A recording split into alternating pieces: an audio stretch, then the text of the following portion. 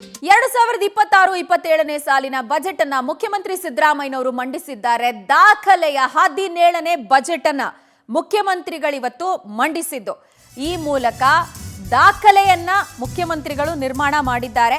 3 ಗಂಟೆ 30 ನಿಮಿಷಗಳ ಕಾಲ ಮುಖ್ಯಮಂತ್ರಿಗಳು ನಿಂತ್ಕೊಂಡು ಬಜೆಟ್ ಅನ್ನು ಓದಿದ್ರು.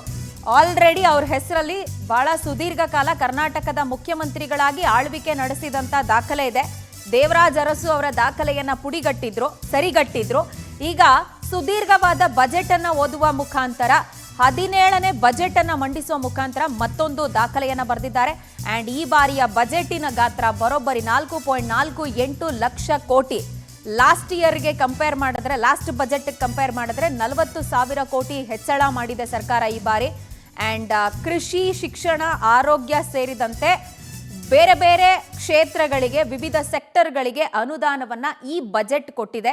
2026-27ನೇ ಸಾಲಿನ ಬಜೆಟ್ ತೀವ್ರವಾದಂತ ನಿರೀಕ್ಷೆ ಇತ್ತು. 16 ಸವಾಲುಗಳು ಎದುರಾಗಿತ್ತು. ಬಟ್ ಈಗ ಬಜೆಟ್ನ ಕುರಿತಾಗಿ ನಮಗೆ ಅಭಿಪ್ರಾಯಗಳು ಕೂಡ ವ್ಯಕ್ತ ಆಗ್ತಾ ಇದೆ. ವಿಷನ್ ಲೆಸ್ ಅಂತ ಹೇಳಿ ಬಹಳಷ್ಟು ಜನ ಇದನ್ನ ಕರೀತಿದ್ದಾರೆ. ಅಂಡ್ ಜನತೆಗೆ ಸಿಹಿ ಅನ್ನುವಂತಹ ಯಾವುದೇ ಯೋಜನೆ ಇಲ್ಲಿ ಘೋಷಣೆ ಆಗಿಲ್ಲ. ಮಹತ್ವದ ಯೋಜನೆ ಯಾವುದು ಘೋಷಣೆ ಆಗಿಲ್ಲ ಅನ್ನೋದನ್ನ ನಾವು ಆಲ್ರೆಡಿ ಕೇಳ್ತಾ ಇದ್ದೀವಿ.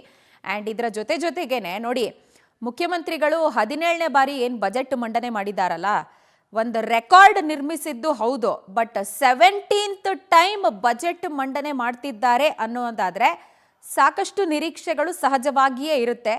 ಅಂಡ್ ಸಿದ್ದರಾಮಯ್ಯನವರು ಕೊಡುಗೆಗಳನ್ನ ಕೊಡೋದ್ರಲ್ಲಿ ಎತ್ತಿದ ಕೈ ಅಂತ ಹೇಳಿ ಖ್ಯಾತಿಯನ್ನ ಪಡ್ಕೊಂಡಿರೋರು.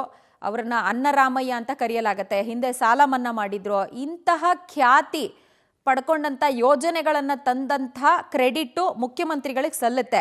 ಈ ಬಾರಿನೂ ಕೂಡ ಅಂಥದ್ದೇ ಆಗುತ್ತಾ ಅನ್ನುವ ನಿರೀಕ್ಷೆ ಇತ್ತು. ಬಟ್ ಎಲ್ಲೋ ಒಂದು ಕಡೆ ಅದು ಹುಸಿ ಆದಂಗೆ ಕಾಣಿಸ್ತಾ ಇದೆ. ರೈಟ್, ಈ ಬಜೆಟ್ನ ಕುರಿತಾಗಿ ವಿಪಕ್ಷ ನಾಯಕ ಆರ್ ಅಶೋಕ್ ಅವರು ಮಾತಾಡ್ತಾ ಇದ್ದಾರೆ. ಅವರು ಬಜೆಟ್ನ ಕುರಿತಾಗಿ ಹೊಂದಿರುವ ಅಭಿಪ್ರಾಯ, ರಿಯಾಕ್ಷನ್ ಕೇಳೋಣ. ಹಾಲಿಗೆ ಪ್ರೋತ್ಸಾಹ ಧನ ಅನೌನ್ಸ್ ಮಾಡಿ 2 ವರ್ಷ 3 ವರ್ಷ ಆಯಿತು.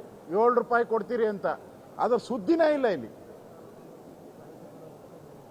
ಒಂದೂ ಇಲ್ಲ. 7 ರೂಪಾಯಿ ಕೊಡ್ತೀನಿ ಅಂದರು. ಇಂದ ಯಡಿಯೂರಪ್ಪನವರು ಪ್ರಾರಂಭ ಮಾಡಿದ್ರು. 2 ರೂಪಾಯಿ 3 ರೂಪಾಯಿ ಪ್ರಾರಂಭ ಮಾಡಿದ್ದೆ ನಾವು. ಈಗ 7 ರೂಪಾಯಿ ಕೊಡ್ತೀನಿ ಅಂದರು. ಅದೂ ಕೂಡ ಇಲ್ಲ. ಮತ್ತು ಮಹಿಳಾ ಮತ್ತು ಮಕ್ಕಳ ಕಲ್ಯಾಣ ಇಲಾಖೆಯಲ್ಲಿ ಕಳೆದ ವಿಧಾನಸಭಾ ಅಧಿವೇಶನದಲ್ಲಿ 5,000 ಕೋಟಿ ನುಂಗಾಕಿದ್ರು. ಆ ನುಂಗಾಕಿರೋದ್ರ ಬಗ್ಗೆ ಕೊಡ್ತೀನಿ ಅನ್ನೋ ಮಾತೇ ಇಲ್ಲ ಬಡ್ಜೆಟಲ್ಲಿ. 5,000 ಕೋಟಿ ಎಲ್ಲೋಯ್ತು? ಅದು ಇನ್ನೂ ಯಕ್ಷ ಪ್ರಶ್ನೆ ಆಗಿದೆ.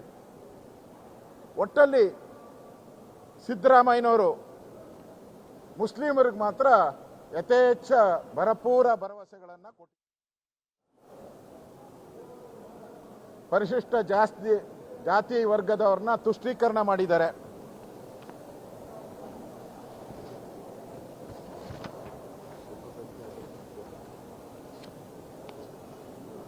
ಹೊಸದಾಗಿ ತೆರಿಗೆಗಳು, ನಾನು ಕಳೆದ ಬಾರಿ ಹೇಳಿದೆ, ಕಳೆದ ಬಾರಿ ಬಡ್ಜೆಟಲ್ಲೇ ತೆರಿಗೆಗಳನ್ನು ಅವ್ರು ಘೋಷಣೆ ಮಾಡಿಲ್ಲ.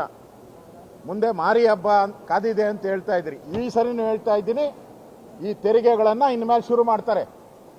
ಇನ್ನು ಒಂದು ನಾಳೆಯಿಂದನೇ ಎಲ್ಲ ತೆರಿಗೆಗಳು ರಾಜ್ಯದ ಜನಗಳ ಮೇಲೆ, ಪೆಟ್ರೋಲ್ ಇರ್ಬೋದು, ಡೀಸೆಲ್ ಇರ್ಬೋದು, ಸ್ಟ್ಯಾಂಪ್ ಡ್ಯೂಟಿ ಇರ್ಬೋದು, ಎಲ್ಲ ತೆರಿಗೆಗಳನ್ನು ಮಾಡೋ ಅಂಥದ್ದಕ್ಕೂ ಒಂದು ಕ್ರಮಗಳನ್ನು ಮಾಡ್ತಾ ಇದ್ದಾರೆ. ಒಟ್ಟಾರೆ ಈ ಸರ್ಕಾರ ರಾಜ್ಯದ ಹಣಕಾಸಿನ ಪರಿಸ್ಥಿತಿಯನ್ನು ದುಸ್ಥಿತಿಗೆ ತಂದಿದೆ. ನಮ್ಮನ್ನೆಲ್ಲ ದೇಶದ ರಾಜ್ಯಗಳಲ್ಲಿ ಅತಿ ಹೆಚ್ಚು ಸಾಲ ತೆಗೆದುಕೊಳ್ಳುವಂಥ ಕರ್ನಾಟಕ 2ನೇ ಸ್ಥಾನದಲ್ಲಿದೆ. ಛತ್ತೀಸ್ಗಢ 1ನೇ ಸ್ಥಾನದಲ್ಲಿದೆ. ನಾವು 2ನೇ ಸ್ಥಾನ. ಅವರು 150% ಇದ್ದಾರೆ, ನಾವು 125% ಇದ್ದೀವಿ.